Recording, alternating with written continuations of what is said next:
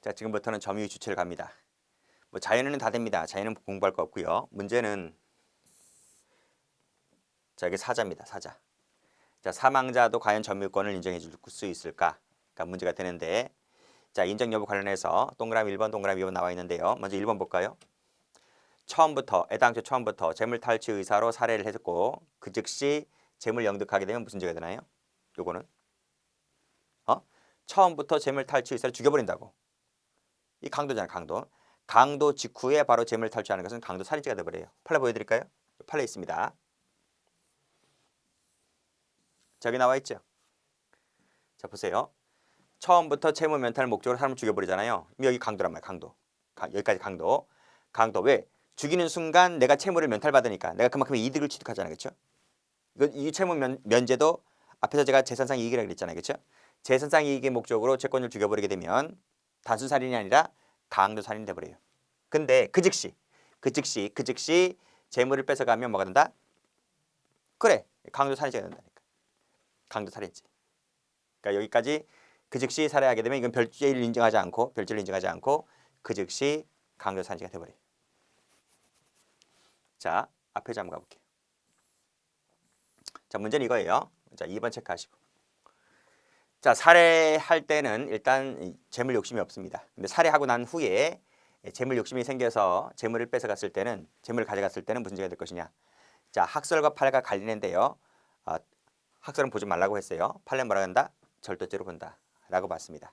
절도죄로 본다는 것은 점유권을 사자에게 점유권을 인정하겠다는 얘기거든요. 판례가 뭐라고 하냐면 시간적 장소적 근접성이 인정될 때에는 그때는 생전 점유가 계속되기 때문에 즉 사자에게 점유권을 인정해 준다 이런 말이에요.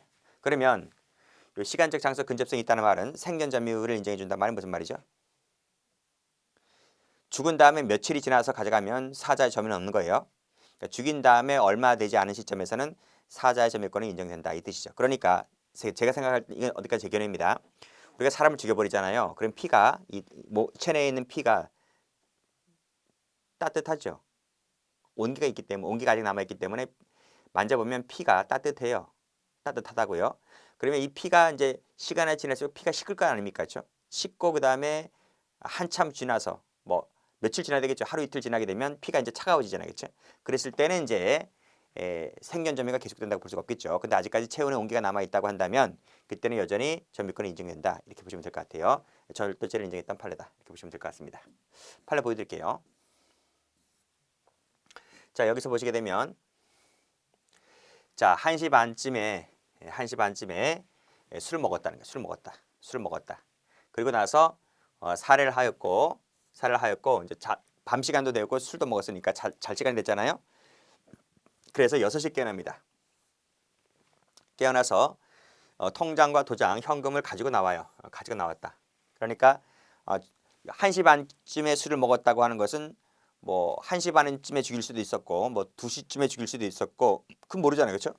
어쨌든 간에 최초로 술을 먹은 때부터 아침날 깨어날 때까지를 보면 4시간 반쯤 정도, 4시간 반쯤 있다가 그 재물을 갖고 나왔다라고 했을 때 이 무슨 죄가 될 것 같아요? 아까 얘기했잖아. 사자의 생전 점유를 이 시간대는 그리 큰 넓은 긴 시간이 아니기 때문에 사자의 생전 점유를 인정하겠다라고 해서 타인 점유로 봤습니다. 그러니까 타인 물건이고 타인 점유죠. 절도죄로 봤다는 것이 판례가 됩니다. 요즘 알아두세요. 절도죄다.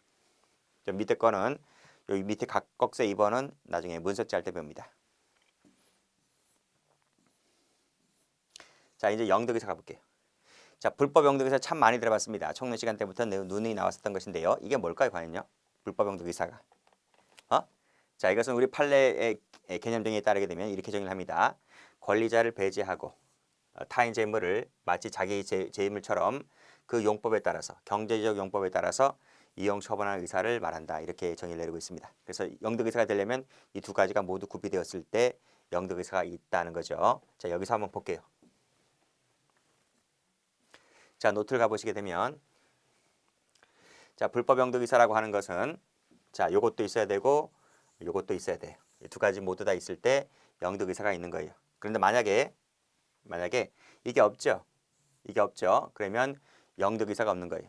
그러니까 둘 다 모두 다 and입니다. and. 둘 다 모두 갖추었을 때 영득의사가 있는 거죠. 이게 없거나 또는 앞에 것이 없거나 그러면 영득의사가 없는 거예요. 그래서 만약 뒤에 것이 없다고 하면 그때 손괴죄가 되는 것이고요. 앞에 것이 없다 그러면 뭐가 되는 거예요? 그때는 사용절도 조금 더 배웁니다. 사용절도가 됩니다. 사용만 한 절도라면.